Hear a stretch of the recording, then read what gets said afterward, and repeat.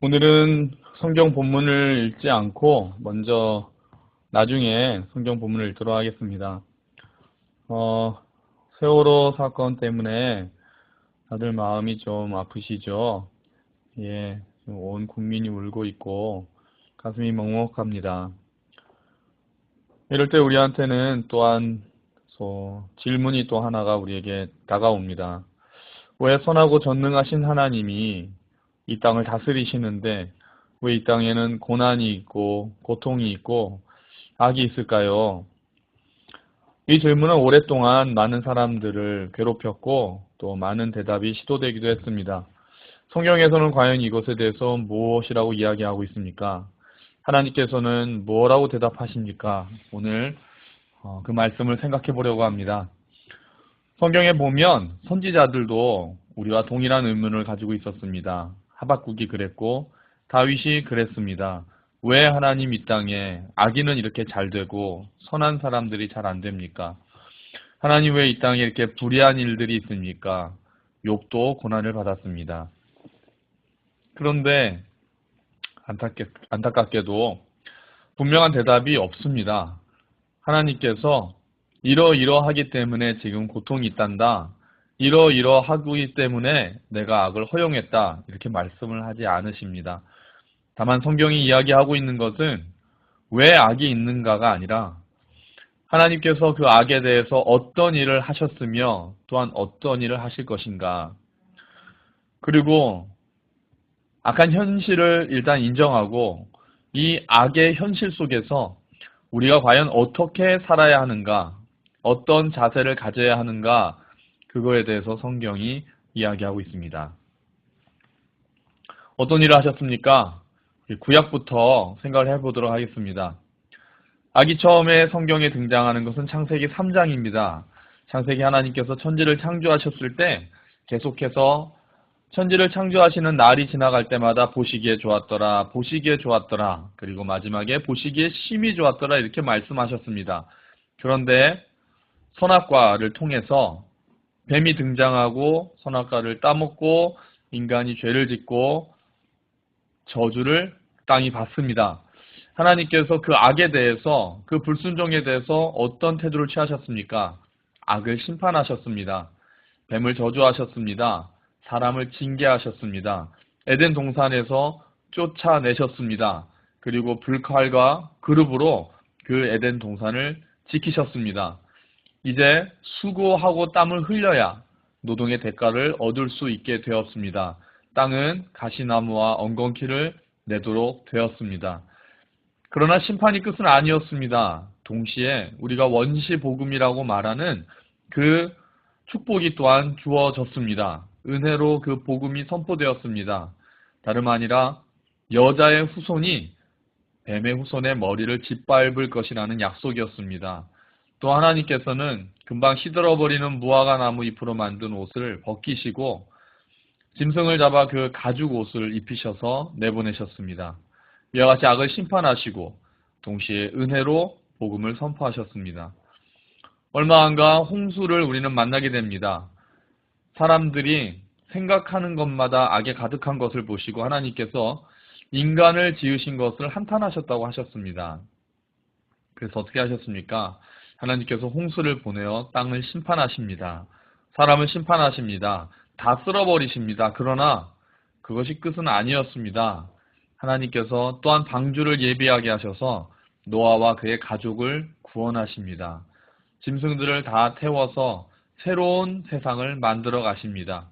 그리고 무지개를 통해서 이제 다시는 홍수로 사람을 멸망하지 않겠다라는 약속을 하나님께서 하셨습니다. 여기서 해피엔딩으로 새로운 세상이 창조됐으면 얼마나 좋았겠습니까? 근데 그렇지 않았습니다. 창세기 11장에 가서 우리는 바벨탑을 또한 만나게 됩니다. 사람들이 땅에 번성하자 그들은 다시 하나님을 대적합니다. 모여서 우리가 하늘까지 탑을 쌓아서 우리가 흩어짐을 면하고 이름을 내자고 그들은 이야기를 합니다. 결국 그것은 창조주 하나님에 대한 반역이었습니다. 악이었습니다. 죄였습니다. 하나님께서는 그것을 보시고 또한 다시 한번 심판하십니다. 언어를 혼잡하게 하시고 탑을 깨뜨리시고 사람들을 온 지면에 흩으셨습니다. 그런데 또한 그 심판이 끝은 아니었습니다. 하나님께서는 새로 한 사람을 부르십니다. 그것이 믿음의 조상 아브라함이죠. 아브라함을 통해서 새로운 나라를 만드십니다. 이스라엘이라는 나라를 만드시기로 결정을 하시면서 하나님의 나라를 확장시키려고 하십니다. 그 나라는 앞으로 어떻게 될까요? 제사장 나라가 될 것입니다. 아브라함을 통해서 땅의 모든 족속이 복을 받을 것입니다. 하나님께서는 그렇게 창조물들을 회복시키실 계획을 하고 계셨습니다. 이스라엘 백성들이 이집트의 노예로 팔렸을 때 또한 이번에는 하나님께서는 어떻게 하셨습니까?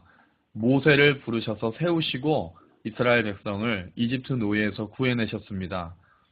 이집트 장자를 치셨습니다. 우리가 며칠 전에 6월절에 대해서 나눴던 것처럼 그 밤, 무서운 심판의 밤, 어린 양의 피 안에 있지 않았던 이집트의 장자들은 모두 다 죽고 말았습니다. 그리고 그들이 마지못해 보낸 이스라엘 백성들이 홍해를 건너기 전 그들을 쫓아왔던 이집트의 병사들은 또한 그 홍해 물에 빠져서 죽게 되었습니다. 하나님께서는 그렇게 이집트 사람들을 사악한 이방인들을 심판하시고 당신의 백성인 이스라엘을 구원하셨습니다. 하나님의 패턴은 이 구약에서 계속해서 어떻게 나타납니까? 악을 심판하십니다. 그것이 하나님의 악에 대한 반응입니다. 그러나 거기서 그치지는 않았습니다. 동시에 하나님의 은혜로 새로운 계획을 하십니다. 결국 하나님께서 이 땅을 선하게 만드셨고 이 모든 피조 세계에 복을 주시겠다는 처음 목적을 포기하지 않고 일하시는 것입니다. 물론 우리가 알 수 없는 이유 때문에 우리가 다 이해할 수 없는 방식으로 느리게 일하십니다. 우리는 그냥 악을 제거해 버리기를 원합니다. 그냥 악한 자들을 쓸어버리시기를 원합니다. 그런데 하나님께서는 그렇게 하지 않으십니다. 왠지 모르지만 악을 허용하십니다. 오래 참으십니다. 이스라엘 백성들은 그 뒤로 계속해서 반역을 합니다. 계속해서 왕을 달라고 하고 진정한 왕이신 하나님을 버리고 우리를 다스릴 왕을 달라고 합니다. 그리고 그 왕들, 많은 대다수의 왕들이 하나님을 대적합니다. 하나님께서는 예언자들을 보내서 계속해서 심판을 경고하십니다. 너희 이러다가 심판당한다, 멸망당한다, 포로로 잡혀간다, 이 나라가 없어질 것이다. 하나님께서는 그렇게 계속해서 아픈 마음으로 예언을 하셨습니다. 그리고 또한 그들의 실패를 보시고 그 일을 완전히 수행할 메시아를 또한 약속하십니다. 언젠가 그날이 오면 그분이 오셔서 하나님의 뜻을 실현하실 것이다. 그날이 오면 그리스도가 오셔서 이 땅을 구원하실 것이다. 이 땅을 회복하실 것이다.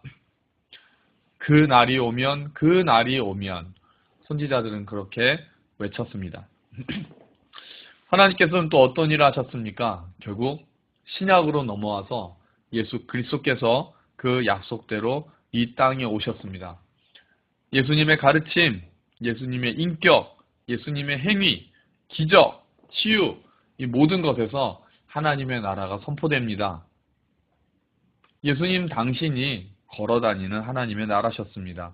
그리고 예수님께서는 악에 대해서 심판을 선언하십니다. 그리고 경고하십니다. 그리고 그 나라를 알려주십니다.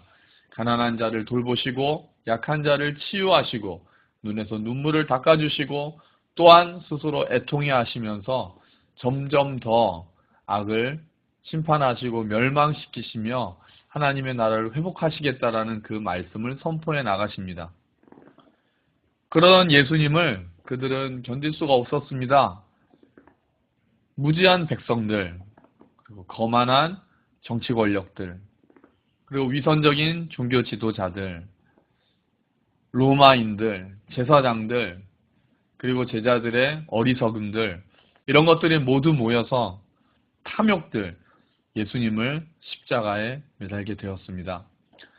십자가는 하나님이 악에 대해서 무엇을 하시는가를 보여주는 절정의 사건입니다.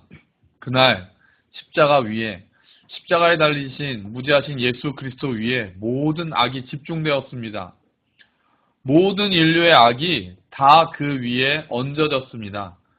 우리가 지었던 모든 죄, 또한 우리가 앞으로 지을 모든 죄, 저의 죄, 여러분의 죄, 그 모든 것이 예수 그리스도 앞에, 아니 그 위에 집중되었습니다. 그리고 하나님께서 심판하셨습니다.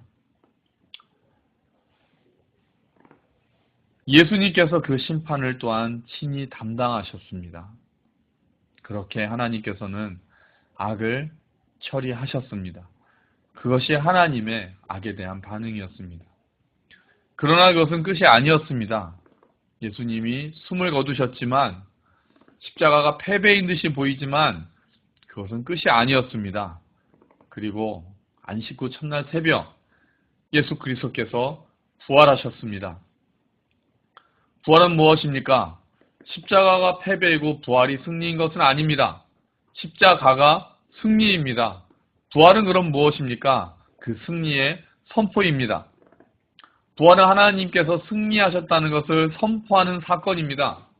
또 하나님께서 심판하시지만, 모든 죄악을 심판하시지만, 모든 악을 심판하시지만 그것으로 끝나는 것이 아니라 하나님의 은혜로 새로운 창조를 하시겠다라는 선언과 같습니다. 또한 부활은 무엇을 의미합니까? 모든 악이 궁극적으로는 극복될 것이라는 것. 그리고 이 우주 전체의 드라마가 결국은 해피엔딩으로 끝나게 될 것이라는 그 신호탄입니다. 이것이 이 십자가와 부활이 악에 대한 하나님의 최종적인 응답입니다. 로마서에서는 그것을 이렇게 그리고 있습니다. 그 나라를 이렇게 그리고 있습니다.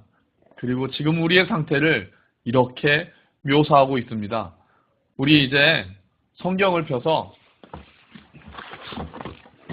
오늘 주보에 나와 있습니다. 오늘 주보에 오늘은 개역개정을 읽지 않고 메시지만 같이 읽으려고 합니다. 아니, 제가 읽어드리겠습니다. 로마서 8장 18절부터 25절까지 말씀입니다. 나는 현재 우리가 겪고 있는 힘든 때와 장차 우리에게 다가올 좋은 때는 서로 비교조차 할 수 없다고 생각합니다. 이 창조세계 전체는 장차 자신에게 다가올 그 무엇을 손꼽아 기다리고 있습니다. 창조세계 안의 모든 것이 얼마 동안 제어를 당하고 있습니다. 창조세계와 또 모든 창조물들이 다 자신들 앞에 놓인 그 영광스러운 때 안으로 동시에 해방되어 들어갈 준비가 될 때까지 하나님께서 고삐로 그들을 제어하고 계십니다. 그러는 동안 현재는 기쁨 가득한 기대가 점점 깊어갑니다. 우리 주변 어디를 둘러봐도 이 창조세계는 마치 해산을 앞둔 임신부와 같습니다. 세상 전체가 겪고 있는 이 고통은 한마디로 해산의 고통입니다. 우리 주변 세상만 그런 것이 아닙니다. 우리 내면도 마찬가지입니다. 지금 우리는 이 불모의 몸, 불임의 몸이 완전히 구원받기를 열망하고 있습니다. 기다림이 우리를 작아지게 하지 않는 이유가 바로 여기 있습니다. 임신부의 기다림은 임신부를 작아지게 하지 않기 때문입니다. 우리는 그러한 기다림 중에서 오히려 커져갑니다. 물론 우리는 우리를 커지게 하는 그것을 아직 눈으로 볼 수는 없습니다. 그러나 기다림이 길어질수록 우리는 더욱 커져가며 우리의 기대 또한 더욱 기쁨으로 충만해집니다. 아멘. 그렇습니다. 지금 우리는 토요일을 살고 있습니다. 예수 그리스도께서는 돌아가셨고 아직 부활은 다가오지 않았습니다. 이미 우리는 예수 그리스도를 믿음으로 그 부활에 동참했지만 이 땅에 완전한 허무한 데 굴복해 있는 피조물들이 그곳에서 썩어짐의 종로로 타는 데서 해방되는 그날은 아직 오지 않았습니다. 그래서 우리는 이 땅에서 아직도 고통을 맛보고 있습니다. 앞으로도 이 땅에 왜 고통이 존재하는지, 왜 고난이 존재하는지, 어떻게 선하신 하나님이 계시는데 이러한 악이 계속 있을 것인지에 대해서는 우리는 잘 대답하지 못할 것입니다. 성경은 우리에게 철학적인 질문을 요구하지 않습니다. 그리고 철학적인 대답도 잘 해주지 않습니다. 그것은 우리의 영역이 아닌 것 같습니다. 왜 하나님께서 악을 제거하지 않으십니까? 잘 모르겠습니다. 하지만 하나님께서 악을 억제하실 것이라는 것. 그래도 하나님의 은혜로 최악으로 치닫는 것은 막힐 것이라는 것. 그리고 언젠가 하나님께서 이 모든 창조물들을, 이 모든 우주를 완전하게 회복시키실 것이라는 것. 그것만 우리가 알 수 있고 그것만 우리가 대답할 수 있습니다. 이제 우리는 어떠한 부르심을 받았습니까? 우리는 악에 대해서 설명하라는 부르심을 받지 않았습니다. 우리는 악이 왜 생겼는지 고민하라는 부르심을 받지 않았습니다. 그런 고민도 있지요. 그런 질문도 하지요. 그런데 그렇게 부르심을 받지 않고 오히려 하나님께서는 이미 부활 안에서, 예수 그리스도 안에서 그 문제를 해결하신다고 하시면서 그 문제를 해결하는, 지금 하나님께서 그 문제를 해결하고 계시는 그곳에 동참하라고 우리를 부르셨습니다. 이미 하나님께서 이루신 그 부활의 사건으로 우리를 부르십니다. 그럼 우리는 어떻게 해야 합니까? 우리는 십자가와 부활을 다시 한번 굳게 믿어야 합니다. 십자가 위에서 모든 악함이, 모든 죄악이 처리되었다는 것을 우리는 믿어야 합니다. 그리고 부활을 통해서 하나님의 승리가 선포되었다는 것을 믿어야 합니다.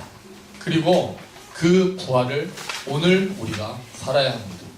우리가 오늘 부활을 산다는 것은 어떠한 것입니까? 우리가 어떠한 상태에 있더라도 하나님께서 소망 가운데 있게 하신다라는 소망을 붙잡는 것입니다. 우리가 날마다 회개하며 우리의 죄악을 하나님 앞에 토해내며 용서를 구하는 것입니다. 우리가 우리에게 잘못한 사람들을 용서하는 삶이 이 땅에서 부활을 사는 것입니다. 그리고 아파하는 자들에게 부활의 소망이 있음을 증거하는 것이 이 땅에서 부활을 사는 삶입니다. 그리고 아파하는 자들과 함께 울고 우는 자들의 눈물을 씻어주기로 결심하고 그들과 함께 울며 위로하고 격려하는 삶이 지금 이 시간에 부활을 살아가는 삶입니다. 하나님께서는 우리를 그 삶으로 부르셨습니다. 지난번에 제가 이 책 읽어보셨어요? 올렸던 아미시 그레이스라는 책, 혹시 안 보신 분들을 위해서 짧게 말씀드리면, 평화주의를 외치는 아미시라는 기독교한 분파입니다. 그 마을에 그러니까 아무에게도 진짜 용서를 실천하면서 사는 사람들이었죠. 거기에 일종의 미치광이가 아무런 원한도 없었던 사람이 그 마을로 들어가서 10명의 소녀들을 묶고 총을 쏴서 그 중에 5명이 즉사하고 나머지 5명이 중상을 입었습니다. 그리고 그 사람은 자살을 했죠. 온 미국이 충격에 빠졌었습니다. 일반 학교가 아니라 평화주의를 늘 실천하고 있는 문명세계를 거의 거부하고 살고 있는 아미시라는 마을에서 일어났기 때문이었습니다. 그때 한 사람이 그렇게 질문합니다. 그 아이들이, 죄 없는 아이들이 묶여서 그 미치광이에게 총을 맞고 있을 때 당신들의 하나님은 어디에 계셨습니까? 라고 물어봅니다. 그들은 뭐라고 대답했을까요? 세월호에서 아이들이 죽어가고 있을 때, 아이들이 어둠 속에서 죽어가고 있을 때 하나님은 어디에 계셨느냐고 물어보시면 여러분은 뭐라고 대답하시겠습니까? 근데 그때 죽었던 부모 중에 한 사람이 이렇게 대답을 합니다. 예수 그리스도께서 십자가에 달리셨을 때 하나님이 계셨던 그곳에 계셨을 겁니다. 예수님의 절규에도 침묵하셨던 하나님께서 알 수 없는 이유로 그날 우리 아이들의 죽음에 침묵하셨어요. 그 하나님, 우리들의 간절한 기도에도 불구하고 아이들의 절규 속에서도 어머니들의 외침 속에서도 침묵하고 계십니다. 우리는 다 알 수 없을 것입니다. 하지만 하나님께서는 이미 2000년 전에 그것을 보여주셨습니다. 당신의 아들이 십자가에서 피를 흘려가며 왜 아버지께서 나를 버리시냐고 외치셨을 때 이미 침묵하심으로 하나님께서는 그 일들이 여전히 일어날 수밖에 없다는 것을 이미 보여주셨습니다. 그리고 그것은 끝이 아니었습니다. 이 땅에는 그날까지 고난이 그치지 않을 것입니다. 악이 떨어지지 않을 것입니다. 동일한 사건이 어떻게 우리 가운데서 또 일어날지도 모르겠어요. 우리는 그때마다 왜 하나님 나에게 이런 일이 일어납니까? 라고 외칠 수밖에 없는 연약한 자들이지만 하나님께서는 거기에 침묵하시고 그저 십자가를 다시 보여주십니다. 그리고 부활을 알려주시며 나는 부활이요 생명이니 나를 믿는 자 죽어도 살게 살아서 믿는 자 영원히 죽지 않을 이것을 내가 믿는 그렇게 다시 한번 우리에게 물어보실 것입니다. 그때 우리가 주여 그러합니다. 주는 그리스도시여 세상에 오시는 하나님의 아들이신 줄 내가 믿습니다. 그렇게 우리가 대답할 수 있겠습니다. 그렇게 우리 가슴 속에 십자가와 부활을 콕콕 박아도 살 수 있겠습니까? 하나님께서는 오늘 그 길로 우리를 다시 부르십니다. 고난을 없애겠다고 약속한 적 없으십니다. 악을 완전히 몰아버리겠다고 약속하신 적 없으십니다. 그럼에도 불구하고 우리는 다시 한번 십자가를 붙들고 일어나는 것입니다. 대답을 알 수 없지만 이해할 수 없지만 하나님을 사랑합니다. 다 알 수 없지만 하나님께 순종합니다. 또 넘어지겠지만 다시 일어섭니다. 또 절망하겠지. 그래도 소망을 놓지 않습니다. 그것이 오늘 아침 부활하신 예수님께서 우리에게 보여주신 것입니다. 그것이 십자가에 달리신 예수님께서 부활하시며 우리에게 보여주셨고 오늘도 우리를 부르시는 삶, 부활의 삶은 바로 그런 것입니다. 이 부활에 대한 선언이 있었을 때 초대교회들이 행복했던 것이 아니었습니다. 그들도 이미 사자 입속에서 죽어가고 있었을 때였습니다. 십자가에 거꾸려 매달릴 때였습니다. 목이 잘리고 불에 타고 껍질이 벗겨지면서 죽어가면서 그들은 부활을 외쳤습니다. 편할 때 외쳤던 것이 아닙니다. 아마 우리는 지금 더 부활의 메시지가 필요합니다. 모든 것이 잘 돼갈 때 하나님 사랑합니다, 감사합니다 하는 것은 누구나 알 수 있습니다. 썩어가는 우상 앞에 절하는 사람들도 그건 얼마든지 알 수 있습니다. 그러나 우리 앞에 죽음이 닥쳐오고 알 수 없는 고난이 닥쳐오고 이 땅에 악이 가득한 것처럼 보일 때 그래도 십자가를 바라보며 하나님을 믿고 그래도 부활을 믿고 다시 소망을 품는 일은 진짜 부르심을 받은 사람들의 모임이 교회만 가능한 일입니다. 여러분 안에 이 소망이 다시 한번 숨쉬기를 축원합니다. 절망의 때 다시 한번 그 희망을 놓지 않으시기를 축원합니다. 우리는 또 울 것입니다. 우리는 또 넘어질 것입니다. 이를 악물고 해야 될 때가 많을 것입니다. 저절로 우리가 항상 기뻐할 수는 분명히 없을 것입니다. 분노할 것입니다. 슬퍼할 것입니다. 좌절할 것입니다. 그러나 그것이 끝 아닙니다. 예수 그리스도께서 죽음의 권세를 이기시고 부활하셨습니다. 그리고 우리를 그 삶으로 초청하셨습니다.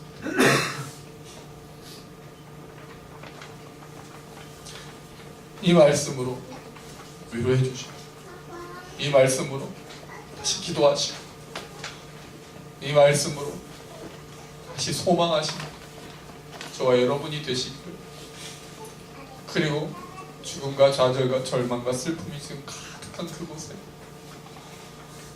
한 줄기 가느다란 빛이라도 소망이 떨어지지 않고 그들에게 임하기를 주의 이름으로 축원합니다. 기도하겠습니다.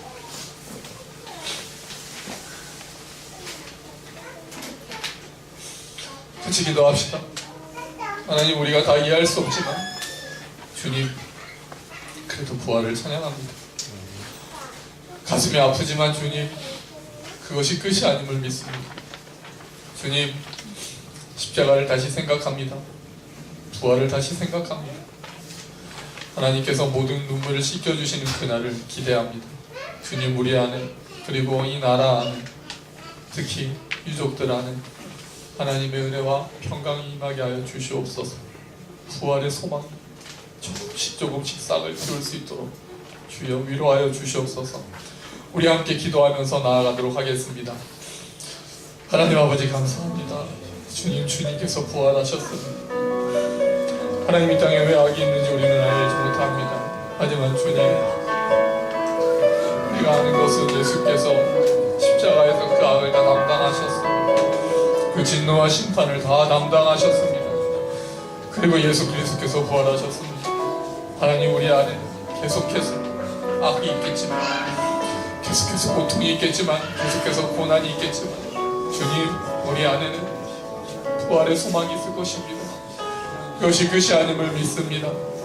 모든 피조물들이 신음하며 고통하고 있지만 주님, 그것이 해산의 고통임을 믿습니다. 새로운 생명이 태어나고 새로운 세상이 만들어질 것을 믿습니다. 주님, 우리 안에 소망을 놓지 않게 하시고 주여 은혜를 베풀어 주시옵소서.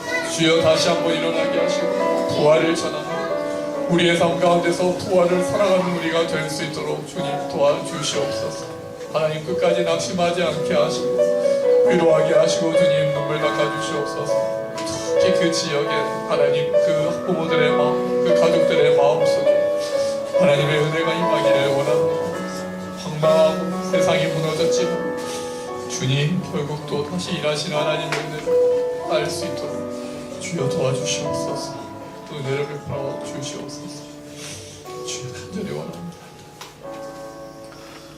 하나님 아버지, 이 땅에 아직도 고난이 있고 고통이 있고 악이 있지만 주님의 응답은, 우리는 계속해서 질문하고 저항하지만 하나님께서는 십자가를 보여주시며 그것이 대답이라고 하십니다. 그리고 그 십자가에서 예수 그리스도께서 그 고난을 다 담당하셨고 그 죄악을 처리하셨음을 보여주십니다. 주님, 우리가 믿습니다.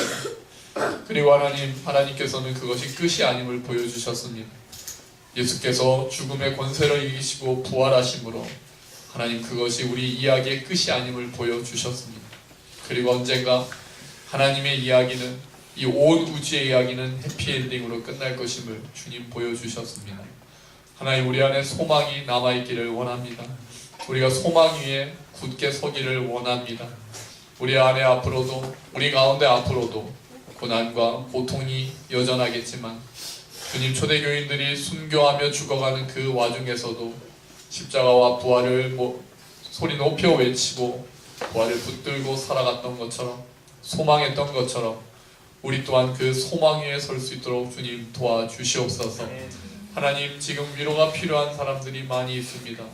마음이 무너지고 세상이 무너진 그 속에 있는 많은 가족들과 하나님, 또 많은 지인들에게 주님께서 은혜를 베풀어 주셔서 그 상황 속에서도 정말 한 줄기 가느다란 소망의 빛이 있다면 그것을 붙들게 하시고 하나님, 그 소망의 빛이 그 안에서 점점 커져 하나님 위로받고 소망 가운데 살 수 있도록 주님 도와주시옵소서. 이 모든 말씀 부활이요 생명이신 예수 그리스도의 이름으로 기도합니다. 아멘. 우리 함께 일어나셔서